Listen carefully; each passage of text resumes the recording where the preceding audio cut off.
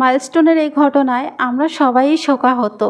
একদিকে শত শত শিশু হাসপাতালে কাতরাচ্ছে পোড়া শরীরের যন্ত্রণায়, তারা জীবন মৃত্যুর সাথে যুদ্ধ করতেছে। আর অন্যদিকে আমরা কিছু লোক পড়ে আছি বিমানের পাইলট তৌকির ভাইকে নিয়ে।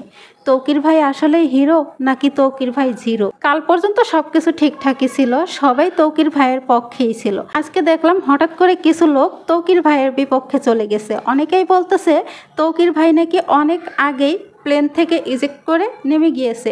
আচ্ছা, আমার প্রশ্ন একটাই, সে যদি অনেক আগে প্লেন থেকে নেমে যাইতো তাহলে কিন্তু তৌকির ভাইয়ের বিধ্বস্ত শরীর স্কুলের পাশেই পাওয়া যাইতো না। এতেই কি প্রমাণ হয় না যে তৌকির ভাই আসলে শেষ পর্যন্ত যথাসাধ্য চেষ্টা করেছে যাতে প্লেনটা স্কুলের উপরে না পড়ে? সে কিন্তু সর্বোচ্চ চেষ্টা করেছে বাচ্চাগুলো বাঁচাতে। এই ঘটনায় বাচ্চাগুলো যেমন প্রাণ হারিয়েছে, তৌকির ভাইও কিন্তু প্রাণ হারিয়েছে। তো সব কিছু আল্লাহর ইচ্ছা।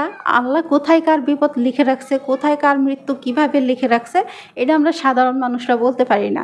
আর যে মানুষটা চলে গেছে তো তাকে নিয়ে আমাদের আর এত দোষ গুণ খোঁজার কোনো দরকার নাই। আসলে এই ঘটনায় কিন্তু তৌকির ভাইয়ের কোনো দোষ ছিল না। আমরা অলরেডি সবাই জেনে গিয়েছি যে এই ঘটনাটা কী কারণে ঘটেছে। যে বিমানটায় তৌকির ভাই ট্রেনিং নিচ্ছিল ওই বিমানটা কিন্তু ছিল মেয়াদ উত্তীর্ণ। ওই বিমানটা কিন্তু অন্য দেশে অনেক আগেই নিষিদ্ধ করে দিছে, কিন্তু এই বিমানটা দিয়ে এখনও বাংলাদেশে ট্রেনিং করানো হচ্ছে। এই ঘটনার সম্পূর্ণ দায়ভার আমি দিব বিমান কর্তৃপক্ষকে।